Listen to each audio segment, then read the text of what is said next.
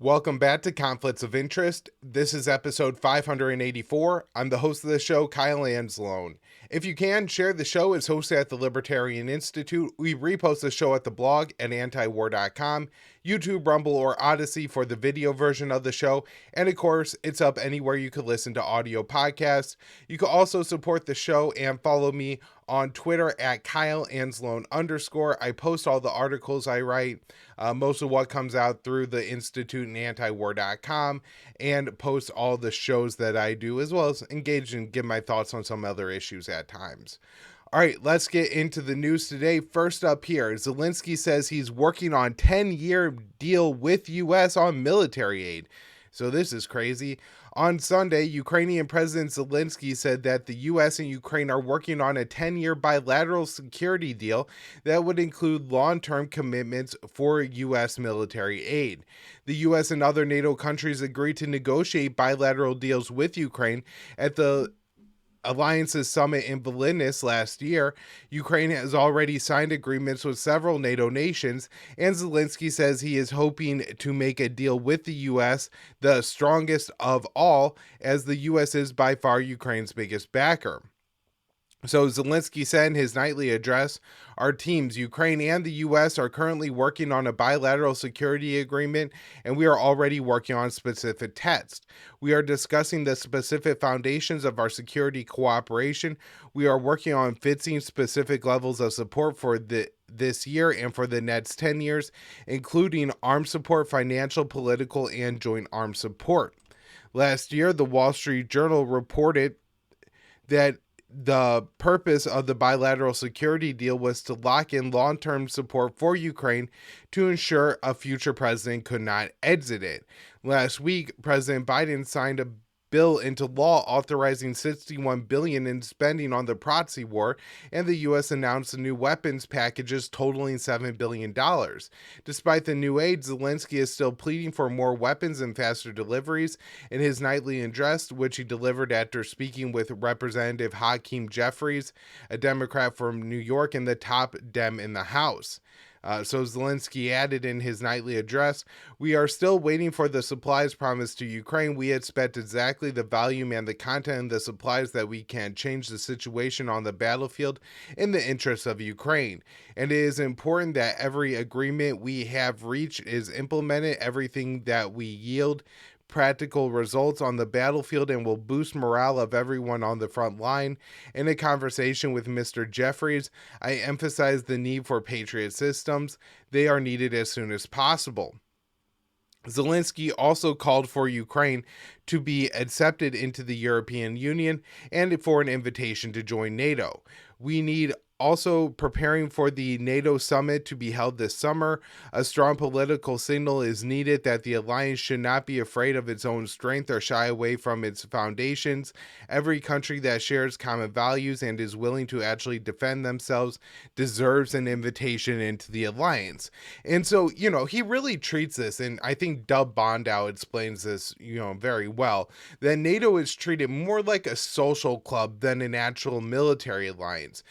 Military alliances are supposed to be somewhat limited and really just reserved for situations where it is in the best interest of both countries to join the alliance. And that means that, if the U.S. is signing defense pacts with a bunch of countries, well, countries, UK, France, Germany, sure, they could all provide fairly significant, and there may be other European countries too that could provide fairly significant aspects to our defense.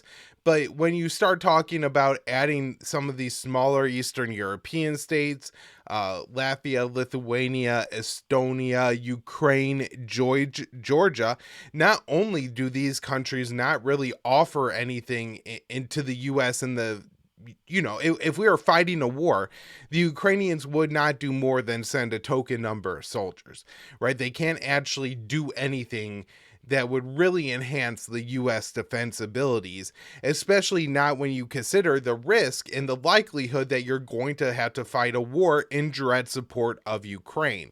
And so this is the way that this alliance is treated and talked about by Zelensky, and really he gets it from the White House, right? This is how the Biden administration generally talks about Ukraine joining NATO, that we see a lot of the real problems.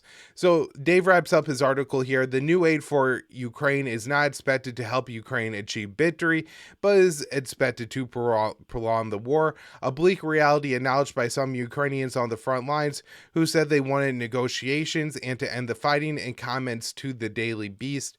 And I actually pulled some of those quotes and put them all into a tweet here, and I will some of the highlight ones. So one Ukrainian said when the Daily Beast talked to them and reached out about the aid package, "Are you serious? Now this war will just continue."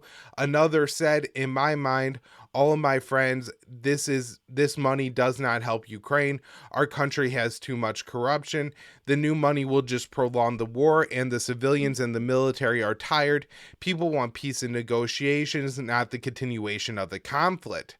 A Ukrainian woman said, Will we win this war if we are giving these weapons? I doubt it very much. It would be a disaster without weapons, but mostly it's a drop in the bucket. One person had explained, only for politicians, their pockets, they buy houses, apartments, and we have friends who are at war. So he's saying that it only benefits the politicians. The Daily Beast spoke with a soldier who said, "I've had post-traumatic stress disorder for a long time. Now I'm used to it," adding that now his brigade does not have enough weapons to ward off the Russian advances. He said that he hopes that the USAID will help Ukraine and give the soldiers like him and his brigade enough weapons to win the war, but he does not think it will amount to much. He says he has to go back to the front line soon, and said that he is trying to find some way not to go. He does not believe he can mentally handle the fighting any longer. He just wants it all to be over. As he spoke, he began to cry and said that the only thing keeping him motivated on the front lines was his fellow soldiers. When he asked how he feels about having to return to combat, he said, "Look in my eyes," as they filled with tears, adding that the new US aid won't help. "I think Russia can win the war. I don't want to go back," he said. And so, this is something that I thought was interesting, where he said the only thing that keeps him motivated to go back is his fellow soldiers. And I've heard that said from a lot of U.S. soldiers who served in Afghanistan or somewhere in the Middle East and realized the futility of the conflict, that, there really was no victory. They weren't doing anything to help the American people. They weren't ensuring our freedoms. And in fact, the people who were conducting, authorizing, waging that war were stealing more and more of our freedoms back home every day, while they were stuck somewhere in the Middle East in some horrific condition, assigned to do, again, some futile thing that was never going to bring anybody safety and may only end up with more deaths. And so, it's very interesting that the Ukrainians seem to be almost in that same mindset, where like the greater fight really isn't worth it. But the fact that they have to serve, they really don't have a choice, and they have to find something. I mean, imagine having extreme PTSD and you now have this impending doom of going back to the front lines. Then you have to find something that's going to make it all right for you in your mind to do that. And for him, I guess it's going to be fighting with his fellow soldiers. Now, another thing here that I think is worth pointing out is these Ukrainians are saying, let's end the war and negotiate. Well, this is kind of interesting from the Western perspective, because we're told that, this would basically be, is a war of complete conquest and potentially genocide of the Ukrainian people, right? That Putin intends to eliminate and wipe Ukraine off the map.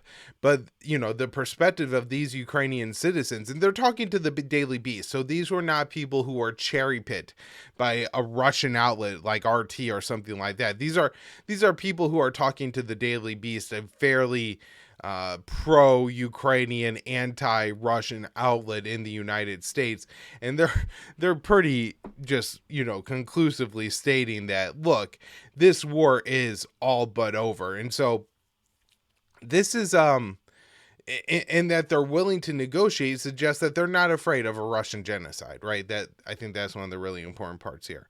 All right, next up here, let's talk about the I think, largest ever single USAID package to Ukraine. So this one from Will Porter, antiwar.com, April 26th. Pentagon unveils $6 billion arms package for Ukraine. The U.S. military has announced a $6 billion weapon transfer to Ukraine, including additional ammunition for the Patriot air defense platform, artillery rounds, drones, and other gear. The aid marks Washington's largest arms package to Kiev since the conflict with Russia erupted in 2022. The Pentagon outlined the largest transfer on Friday, hailing the massive arms deal as a historic achievement. The weapons will be provided through the Ukrainian Security Assistance Initiative, meaning they will purchase from U.S. arms makers using newly authorized aid funds rather than drawing from existing U.S. stocks. And so this is Secretary of Defense Lloyd Austin. This is the largest security assistance package that we have committed to date. It will include critical interceptors for Ukraine's Patriot and NAMIS air defense systems, more counter-drone systems, support equipment, significant amount of artillery ammunition, and air-to-ground munitions, and maintenance and support. So the $6 billion package will pay for much needed 155mm and 152mm artillery shells, Switchblade and Puma drones, as well as additional munitions for U.S.-made high-mobility artillery rocket systems, which are the HIMARS. And these, I'm sure, are going to include not just the 50-mile range and the cluster variants of the ATACMS, which have a 100-mile range, but also the more modern ATACMS with a 190-mile range. Asked about when the weapons might arrive, also had no specifics, only saying the Pentagon would move as fast as the industry can produce. Compared to other transfers sourced directly from U.S. stockpiles, shipments under USAID can take longer given the need to manufacture new equipment. And if you look, and Will has written about this before, Western manufacturing just cannot keep up with the Ukrainian needs in what they're using on the battlefield, which isn't enough as they're losing territory.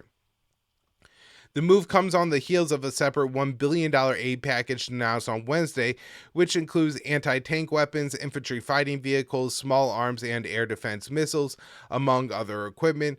Both were made possible after Congress passed a $95 billion foreign military aid bill last week, setting aside some $61 billion for Kiev and paving the way for a flurry of future transfers.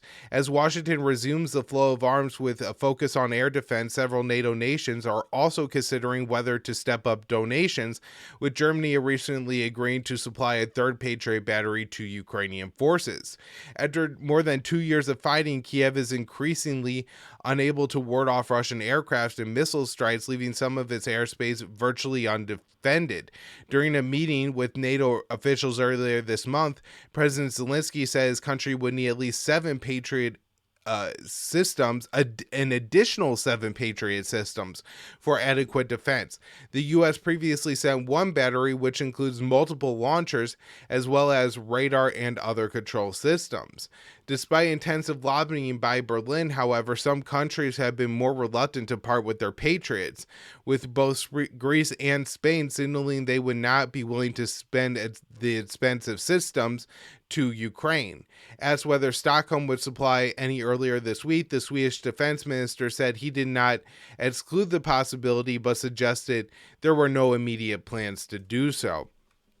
And so this is, a couple things that we have talked about pretty repeatedly on the show, which is, one, the West can't produce enough weapons to actually keep up with Ukraine's need. And so no matter how much money Congress throws at the problem, if you can't produce the artillery shells, you can't bomb Russia with $100 bills. And then, the second issue here is a lack of air defenses for Ukraine. All right, next up here, another article by Will Porter.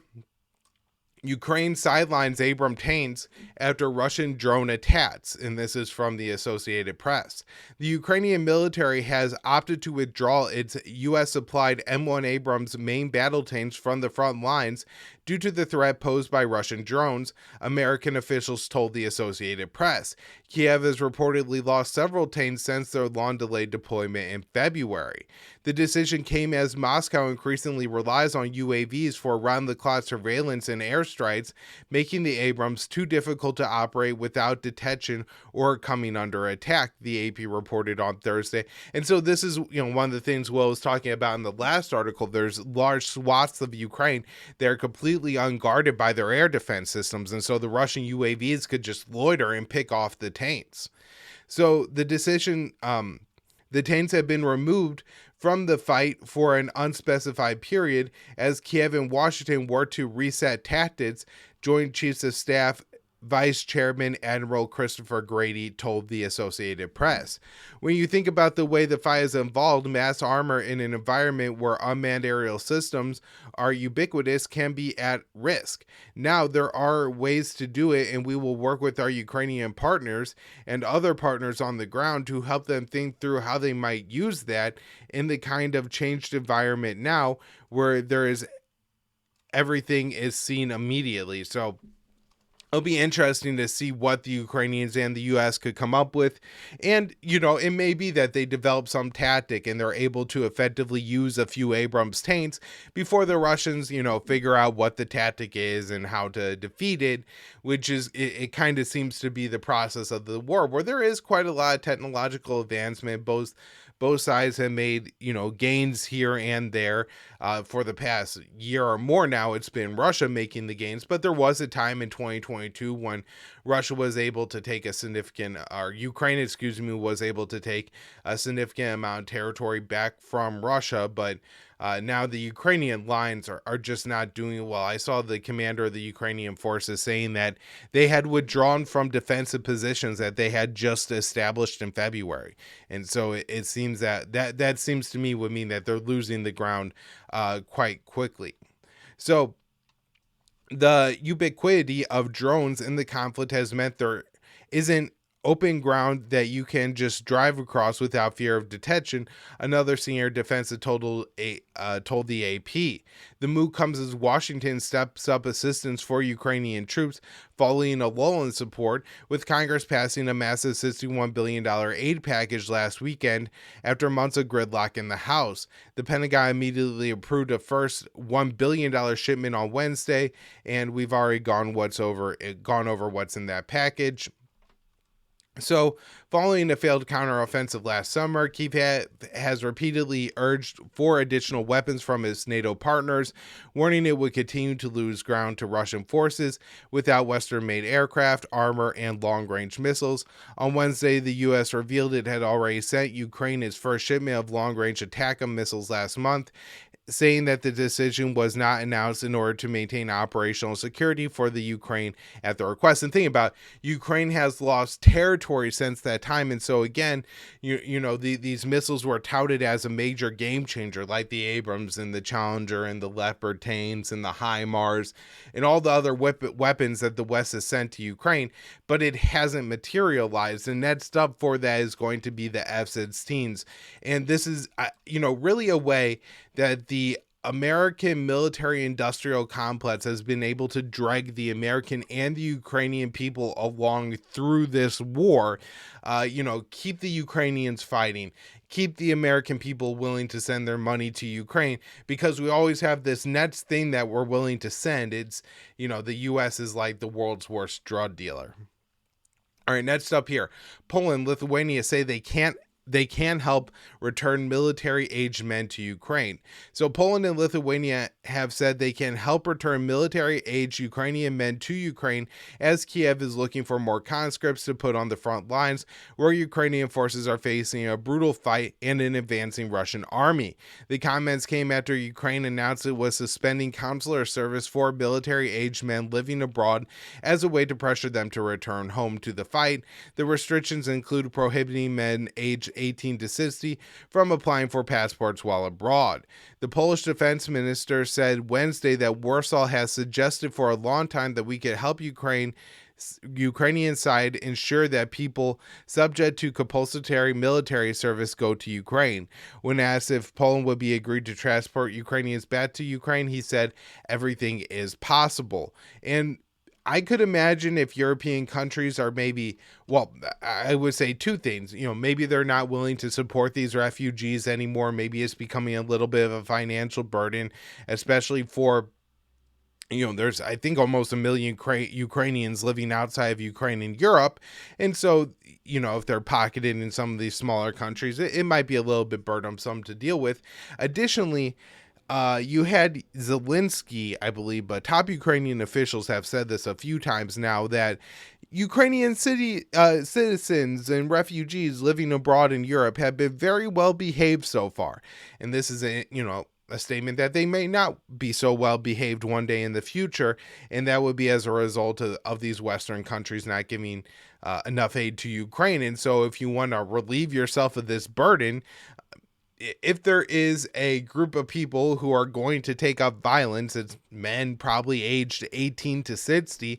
And so if Ukraine is giving you an excuse to evacuate your country of all these potential threats, maybe some of these countries see it as an opportunity to do so. So the Lithuanian Defense Minister said Vilnius was also willing to help send Ukrainians back to the fight. He suggested Lithuania wouldn't be willing to physically deport Ukrainians, but could pressure them in other ways. Of course, no one will collect them and take them to Ukraine. This will not happen, but it is possible to limit these persons in terms of social benefits, work permits, documents. These are options I hear from the Polish side as well. So wait and see what options they offer. Maybe they are also suitable for Lithuania. And so imagine saying, well, we're not going to deport you, but you're not allowed to get work permits. So you can't work here. We will make it culturally, socially unacceptable for you to continue to be here, and just make your life really uncomfortable and awful. All right. Next up here, U.S. intelligence agencies say Putin didn't order Navalny's death. This is fairly obvious in what we assumed on this show. Now, again, I didn't think it was impossible that Putin or somebody in the U.S. or Russian government, wouldn't have ordered Navalny's death, but it didn't seem likely for a number of reasons. And so now they say, it's probably a medical thing, and that it was not Putin who ordered it. So that's fairly important that we have that confirmation. All right, next up, some news on China. ByteDance will not shut down TikTok in U.S. rather than comply with divestment demand. So ByteDance says it will not sell off its popular video sharing app TikTok after President Joe Biden signed a law that will ban the platform from American users in 9 months if it is not sold away from Chinese ownership. Several sources inside ByteDance say TikTok is not for sale, Reuters reported on Thursday. The company officials explained that while TikTok is only a small portion of ByteDance's business, the technology used by the platform is also utilized across ByteDance's other services. The company believes selling TikTok will hurt its other businesses. And so I saw this misrepresented by a particular former rock star who claims now to be a libertarian, but I've seen a lot of other people do this on Twitter ads too, saying that, ByteDance is willing to shut down its business rather than give up its algorithm. What evil could be lying in that algorithm? Like, we know this is how terrible that ByteDance is, that they rather go out of business rather than give up this technology. But I think maybe a more accurate comparison would be, let's say a U.S. court determined that Facebook had, violated monopoly rules when they opened Threads, their Twitter comparative social media platform, and they said, you know what, Meta, you got to sell off Threads, right?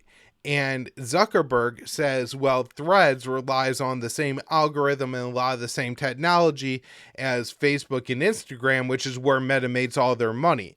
And so if I sell off Threads, then, somebody is going to get access to those technologies, and rather than allow that, I'll just shut it down because I'm not making very much money here.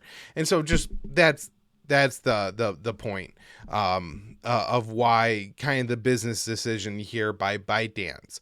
On Wednesday, President Biden signed a bill that will ban TikTok in 9 months if the platform does not divest all Chinese ownership. Some 170 million Americans, including Biden's own re-election campaign, use the platform. The TikTok CEO, Xiao Chu, said he believes the company can defeat the ban in court on constitutional grounds and argued the platform will not be sold or banned. Rest assured, we aren't going anywhere, Chu said. The fact and the Constitution are on our side, and we expect to prevail.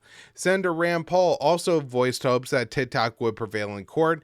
The senators who abound in Congress will likely vote to ban TikTok or force a change in ownership. It will soon become the law, Paul wrote in a recent op-ed published by Reason. I think the Supreme Court will ultimately rule it unconstitutional because it would violate the First Amendment rights of over 100 million Americans who use TikTok to express themselves. American politicians argue TikTok must be banned or at least severed from ByteDance because the app presents a national security risk. They claim Beijing could utilize the site's data and algorithm to wage an intelligence or disinformation campaign against Americans. However, there is no proof China has used TikTok for any nefarious operations against the U.S. Additionally, Chu has argued that TikTok is a global company and not merely Chinese-owned. During a congressional hearing last year, the executive said that 3 of TikTok's 5 board members are Americans, while 60% of TikTok is owned by global investment firms. Another 20% is owned by the employees of TikTok, and the remaining 20% is held by ByteDance founder Zhang Yimying. So just, I think this is all important. And I don't use TikTok, and I do think that the TikTok algorithm is probably pretty nefarious, but in a way that kind of gets people addicted to these video, scrolling apps and things like that. I'm not a big fan of them. Wouldn't recommend using it, but I, think that the First Amendment is the First Amendment and it obviously shouldn't be banned. All right, next up here. Article I wrote for antiwar.com on April 26th. Blinken concludes China visit by threatening economic war. So Secretary of State Antony Blinken ended his 3-day trip in China by instructing Beijing to end exports that help Russia's industrial sector or face U.S. sanctions and tariffs. In China, Blinken met with the People's Republic of China, PRC President Xi Jinping, and Foreign Minister Wang Yi. During his prepared remarks, Blinken explained that the U.S. would weaken China's economy if Beijing did not limit exports to Russia. He said, "Now, even as we seek to deepen our cooperation where our interests align, the United States is very clear-eyed about the challenges posed by the PRC. The PRC is providing components that are powering Russia's brutal war of aggression against Ukraine. China is the top supplier of dual-use items that Moscow is using to ramp up its defense industrial base. I made clear that if China does not address this problem, we will. I also expressed our concern about PRC's unfair trade policies and potential consequences of industrial overcapacity for global and U.S. markets." And so what he was suggesting, I think, is that the U.S. would use international bodies to attempt to limit Chinese exports of electronic vehicles, batteries, and solar panels, and not just to U.S. markets, but to global markets. And so things like the World Trade Organization, I think, could allow the U.S. to at least try to put restrictions on China here. And so I think that's what he's alluding to there, is probably tariffs on things coming into the U.S. and then attempting to kind of hurt China and the global economy by using these international bodies. And then responding to questions, Blinken said he believed the sanctions would be effective because the U.S. is a large buyer of Chinese products and Washington is prepared to add more sanctions on Beijing. We're looking at the actions that we're fully prepared to take if we don't see a change. We've already implemented sanctions on more than 100 Chinese entities, export controls, and we're fully prepared to take additional measures. Blinken's visit to China is the latest in a series of high-level meetings between U.S. and Chinese officials since President Biden met with President Xi in San Francisco last year.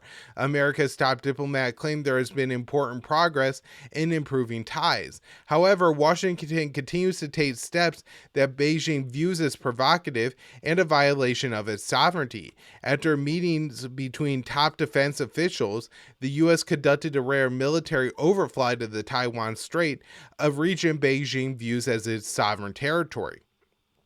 Additionally, part of the $95 billion foreign military aid bill includes financial assistance for Taiwan to purchase weapons from the U.S. This is a statement from the Chinese Foreign Ministry on the passage of the defense bill.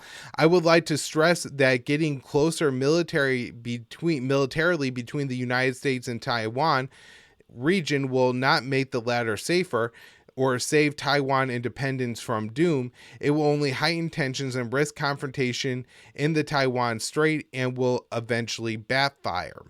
The bill also included the TikTok ban provision, and as we already said, it didn't. ByteDance is saying that they're not going to sell. It's worth noting that Blinken said he did not discuss TikTok with Chinese officials. And then I thought this was interesting. So Blinken presents this rosy picture that ties are getting better, but the foreign minister of China, I think, present a far more accurate view of the U.S.-China relationship. Foreign Minister Wang warned Blinken that U.S.-China relationship risked falling into a downward spiral before the two diplomats met on Friday. He said, China's legitimate development rights have been unreasonably suppressed and our core interests are facing challenges. And so I think China is going to view what the U.S. is doing now as even more provocative. All right, so basically, this is an article from Day to Camp, April 25th, antiwar.com. NATO says China must cut trade with Russia to have good relations with the West. And this is essentially Stoltenberg just saying what Blinken did. He did say it a day before, but Blinken said it in China and is the U.S. Secretary of State. A little bit more significant position in the empire than Stoltenberg. So I'm not going to go over all of his remarks, just in the interest of time, because I have a lot of Gaza stuff that we're now going to get into. All right, this one from Day to Camp, April 28th, antiwar.com. U.S. working to prevent ICC arrest warrant for Netanyahu. And wouldn't this be just amazing if the ICC issued an arrest warrant for Netanyahu? The U.S. and Israel are working together to prevent the International Criminal Court from issuing an arrest warrant for Israeli Prime Minister Benjamin Netanyahu and other high-level Israeli officials, Israeli media has reported. Haaretz reported that the Israeli government is working under the assumption that the arrest warrants for Netanyahu, Defense Minister Yoav Gallant, and IDF Chief of Staff Halvei could be issued as soon as this week. The report said that the U.S. has already engaged in an effort to block the warrants. Walla reported that Netanyahu is under unusual stress over the potential warrants and is leading a nonstop push over the telephone to prevent them, with a focus on contact with the Biden administration. In a statement on Friday, Netanyahu said an arrest warrant won't stop Israel's mass slaughter of Palestinians in Gaza. He said, under my leadership, Israel will never accept any attempt by the International Criminal Court in The Hague to undermine its basic right to defend itself. While decisions made by the court in The Hague will not affect Israel's actions, they will set a dangerous precedent that threatens soldiers and public figures.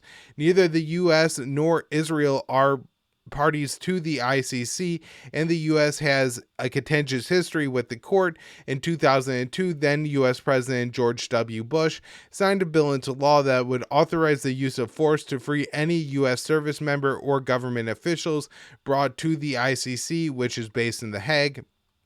The controversial law, known as the American Service Members Protection Act, authorized the U.S. to use all means necessary and appropriate to bring about the release of any U.S. or allied personnel being detained or imprisoned, or on behalf of or at the request of the ICC, and is nicknamed the Hague Invasion Act. The Trump administration sanctioned ICC officials for their investigation into the U.S. war crimes in Afghanistan, and I think also because they were looking into Israel. The Biden administration reversed the sanctions, but continues to put pressure on the court, which Word, since the ICC announced it would deprioritize investigation of U.S. forces in Afghanistan. So we are able to bully the International World Court. What an accomplishment, Joe Biden. After Russia invaded Ukraine in 2022, the Biden administration changed its attitude towards the court and backed its arrest warrant for Russian President Vladimir Putin, which was issued in 2023. But now that Israel is being targeted, the U.S. will likely resort back to its pressure tactics. Any criminal investigation against Netanyahu also implicates Biden, as he has provided so much of the support for Israeli campaign in Gaza. Israel is also facing pressure from the International Court of Justice, another Hague-based court that ruled it is plausible Israel is conducting a genocide in Gaza, a ruling the U.S. has rejected. The main difference between the two courts is the ICC prosecutes individuals, while the ICJ deals with disputes between countries or at the nation level, so something like a genocide. All right, next up here, this article I wrote for antiwar.com on April 26th. U.S. won't sanction Israeli military units that committed gross human rights violations. So Secretary of State Antony Blinken sent a letter to House Speaker Representative Mike Johnson explaining that 3 Israeli military units found to have committed gross human rights violations will not be prevented from obtaining U.S. weapons. Last week, Axios reported that the State Department had elected to blacklist a single Israeli military battalion that was responsible for killing an elderly Palestinian American man. ABC News says it obtained the letter from Blinken to Johnson that concluded 3 Israeli Defense Forces IDF and 2 civilian units, so 5 total, had engaged in behavior that violated the Leahy laws. The laws, named after former Senator Patrick Leahy, prevent U.S. military aid from going to military brigades that commit human rights abuses. Blinken claimed that Tel Aviv had taken steps towards accountability and clarified the findings that 5 military units had committed gross human rights violations, but that would have no impact on U.S. aid to Israel. So Blinken wrote in his letter to Johnson, the Israeli government has presented new information regarding the status of the unit, and we will engage on identifying a path to effective remediation for this unit, but this will have no impact on our support for Israel's ability to defend itself against Hamas, Iran, Hezbollah, or other threats. So the letter says that 4 of the 5 units have taken measures to remedy the abuse, but none of the battalions will be sanctioned. All the human rights violations occurred before October 7th. For decades, Tel Aviv has remained one of the top recipients of Washington's military aid. At the same time, various human rights organizations have said that Israel's occupation of the West Bank amounts to an apartheid system. Tel Aviv has been able to receive military support and commit gross human rights abuses, in part because Israel is granted special privileges when it comes to the enforcement of the Leahy laws. According to the State Department officials and an investigative report by The Guardian, the Israeli Leahy Vetting Forum, the ILVF, set up an extraordinary policies to benefit Israel. The ILVF process gives Tel Aviv unprecedented sway over any report the board issues.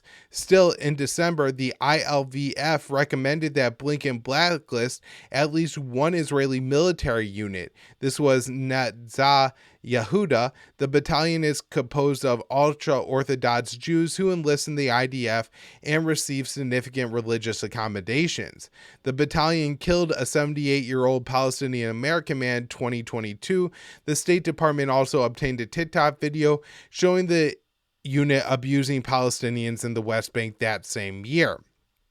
Blinken did not act on the ILVF report until his existence was linked to ProPublica earlier this month. The ProPublica article pushed journalists to question the State Department about the report. Last week, Axios reported that the White House was planning to sanction the single unit Netzah Yehuda on Monday. After the Axios article, Israeli officials expressed outrage over the impending sanctions. Prime Minister Netanyahu said this is the height of absurdity and a moral low point at a time when Israeli soldiers are fighting the terrorist monsters. War Cabinet Minister Benny Gantz, who is portrayed as Netanyahu's moderate opposition, stated, "I have great appreciation for our American friends, but the decision to impose sanctions on the IDF unit sets a dangerous precedent." According to the Axios report published on Friday, the plans for sanctions on Netanyahu were put on hold after several conversations between top officials in Washington and Tel Aviv. The Israeli officials argued that sanctions against the battalion could open soldiers up to prosecution at the World Court, which is, even more interesting now that we know that we're also worried about not just sanctions, but prosecution against top Israeli officials at the World Court. The one other thing I wanted to note on this article is the U.S. says that they could keep giving the aid to these units because they've committed some kind of remediation. This basically means that the Israelis sit them all down and they go through some kind of training course where I'm sure most of them don't pay attention and they really don't change their policies or have any change to their policies whatsoever. But then the U.S. is able to kind of wipe their hands of this and say, they took the steps they needed to take and now they're able to receive U.S. weapons, without any problems. Because of course it takes them years to conduct these investigations. Remember, they're investigating things that happened in 2022, not what's happened since October 7th. All right, next up here, Israeli forces preparing for U.S. Pier in Gaza come under attack. Mortar rounds are fired at Israeli forces making preparations for a U.S.-built pier in Gaza on Wednesday, highlighting the dangers of the project to U.S. troops who are involved. U.S. officials blamed the attack on Gaza-based militants and said no American equipment was damaged. The attack comes as U.S. forces have started construction on the pier off the coast of Gaza. I can confirm that U.S. military vessels, including the USNS Benevdez, have begun to construct the initial stages of the temporary pier and causeway at sea, Pentagon spokesperson General Pat Ryder said on Tuesday. Ryder said that the mortar attack targeted a marshalling area for the pier. We are aware of reports that a small number of mortars landed in the vicinity of the marshalling yard area for the humanitarian assistance that will eventually be the delivery site that this pier will support, he said. U.S. officials insist the U.S. military personnel will stay hundreds of meters offshore, but that puts them easily in range of Hamas rockets. A successful attack on U.S. troops could lead to a major escalation of U.S. involvement in the Israeli slaughter of Palestinians in Gaza. All right, let's talk about the humanitarian situation. A couple articles here. The first is from Brett Wilkins. We published this one at antiwar.com. It's a reprint, I believe, from Common Dreams on April 28th. Late USAID document concludes Israel impeded Gaza aid. Officials at the United States Agency for International Development, that's USAID, concluded in a confidential memo to Secretary of State Antony Blinken that Israel is violating the White House directive by blocking humanitarian aid from entering the besieged Gaza Strip during its ongoing genocidal assault on the Palestinian enclave, according to a report published on Friday. Dev Etz's Column Lynch reported that the confidential communication entitled "Famine Inevitable, Changes Could Reduce but Not Stop Widespread Civilian Death" states that USAID assesses the government of Israel does not currently demonstrate necessary compliance with the February 8th White House memo requiring the Secretary of State to obtain assurances from governments receiving U.S. military aid that such assistance is used in compliance with human rights law. The USAID memo raises serious concerns that the killing of nearly 32,000 people, of which the government of Israel assesses roughly 2/3 are civilians, may well amount to a violation of the international humanitarian law. That figure is now over 34,300 deaths, with at least 77,000 people injured and 11,000 others missing, presumed buried under the rubble. of hundreds of thousands of bombed out buildings. The document states that the deterioration of food security and nutrition in Gaza is unprecedented in modern history, exponentially outpacing in 6 months the long-term declines that led to the only other two famine declarations in the 21st century, Somalia in 2011 and South Sudan in 2017. And so they're saying over the past 25 years, a quarter century, there's only been two declared famines. And both of those were, in places where you had war going on for decades, not a couple months. So the report also says adequate health, nutrition, and water, sanitation, and hygiene, an immediate cessation of hostilities, and sustained humanitarian access will be required. Absent these conditions, all available evidence indicates acute rising food insecurity, malnutrition, and disease will lead to rapid increase in non-trauma deaths, particularly among women, children, the elderly, and persons with disabilities. During the congressional testimony earlier this month, Samantha Power, the director of USAID, answered in the affirmative when asked by Representative Joaquin Castro, a Democrat from Texas, whether famine is already occurring. She said yes. In northern Gaza, the rate of malnutrition prior to October 7th was almost zero, and now it's 1 in 3 kids. Biden's February directive states that the recipient countries will facilitate and not arbitrarily deny, restrict, or otherwise impede, directly or indirectly, the transit or delivery of U.S. humanitarian assistance.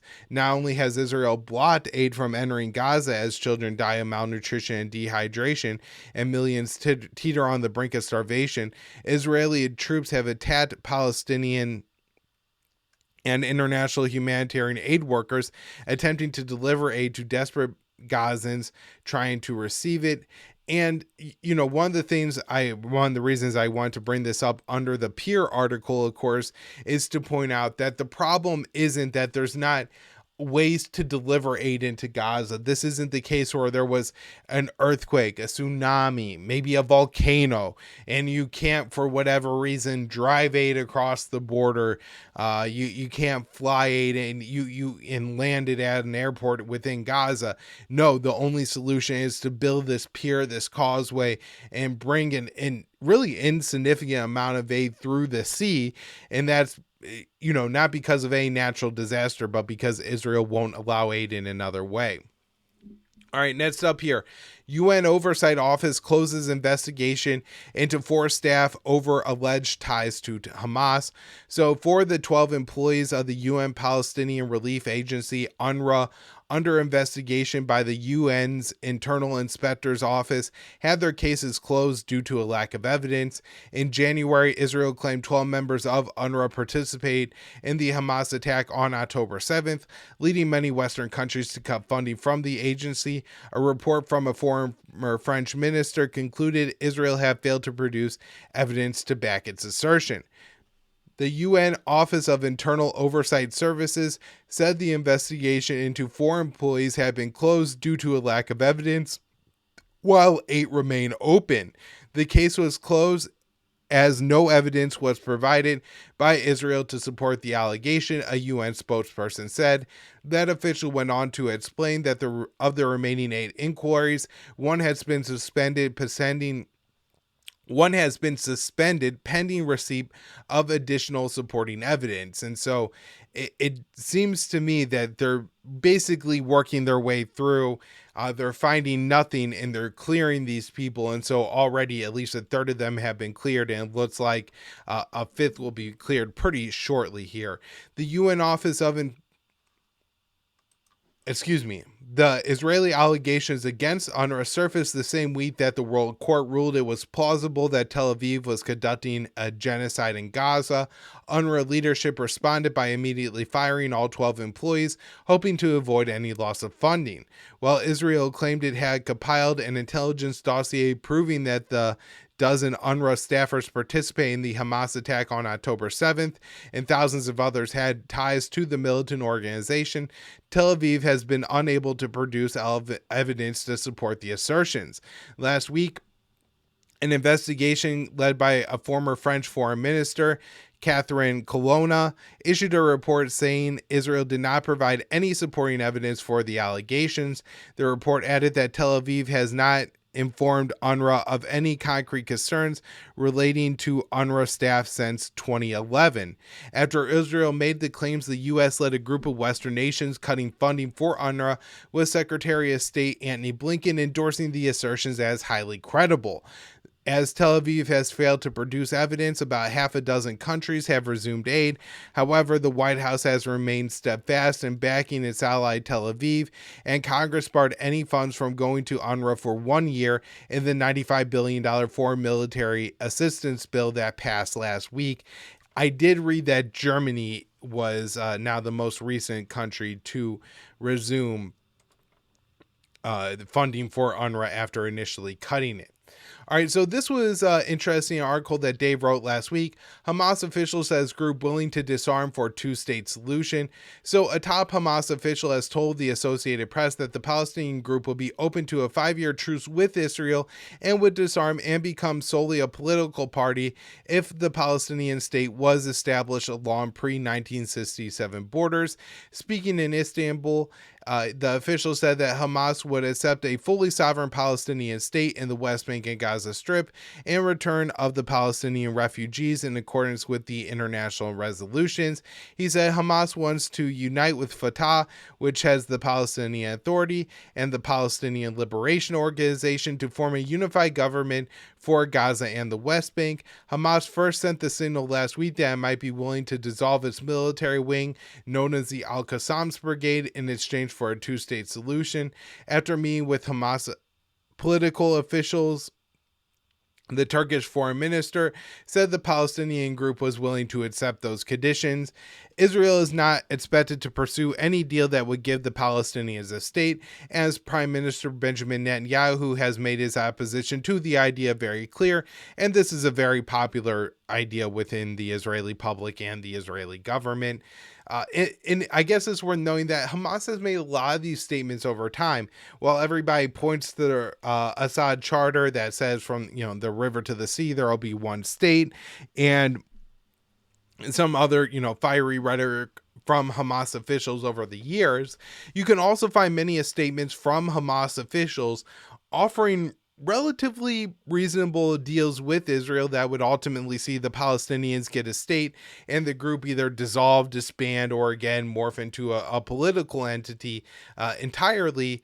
And there's just never any recognition that Hamas makes these statements, because obviously they really cut against the claim that Hamas is a genocidal organization, and if Israel doesn't stop the killing right now, then all Jews everywhere will be in danger and die because of Hamas. All right, next up here. This one from DaveDeCampAntiWar.com. Israel dismisses U.S. calls to investigate mass graves discovered at Gaza hospital. Israel has rejected calls from the U.S. to open an investigation into the mass graves that were discovered at the Nasser hospital in the southern Gaza city of Khan Yunis. U.S. officials have said they want Israel to investigate the situation itself and are refusing to back international calls for an independent investigation. When asked by Politico if Israel would conduct an investigation, an Israeli military spokesperson said investigate once. They continued that the Israeli military had already cleared itself of wrongdoing. We gave answers. We don't bury people in mass graves. Not something we do. So this is quite amazing for several reasons. One, we could see from the earlier story, right, that there aren't going to be, even if Israel is found to have done something, all they had to do is say, we punish the people responsible. We implement a reform so that this won't happen again. Nothing to worry about, Washington. Go about your business. Don't worry about anything going on in Israel with these mass graves. And I'm sure Washington would accept that. So that they won't even conduct an investigation is quite bold. It's also quite bold that the U.S. is refusing to allow an international investigation of this situation. And then also that the U.S. that this is the situation here, and for the past 7 months now, almost daily, there are reporters who go to the State Department press briefings and they'll say, hey, we saw an Israeli soldier post a video on TikTok of them blowing up a house, a university, a hospital. We saw videos of Israeli snipers killing children. We have reports that 20 children died in a single airstrike. And the White House keeps saying, we'll bring it up with our Israeli partners and we'll investigate it. And I'm guessing that none of those investigations are happening. All right, so last up here, Israel threatens Rafah invasion if hostage deal not reached. Israeli officials are threatening to invade Rafah if a hostage deal is not reached amid Egyptian and Qatari mediated negotiations with Hamas. Axios reported on Friday that Israeli officials told their Egyptian counterparts that Israel is giving Hamas one last chance to reach a deal. If an agreement is not reached, Israel will order the ground invasion of Rafah, which is packed with a million and a half civilians. Who really knows at this point? This looks bad. It looks like the invasion will probably happen soon, but we will see how this story develops. I'm sure I will continue to update it throughout the week. All right, everybody, thank you so much for tuning into the show today. That's where I'm going to wrap it up. Again, we'll have a ton of content this week. It looks like it's going to be another exceptionally busy news week. Thank you all.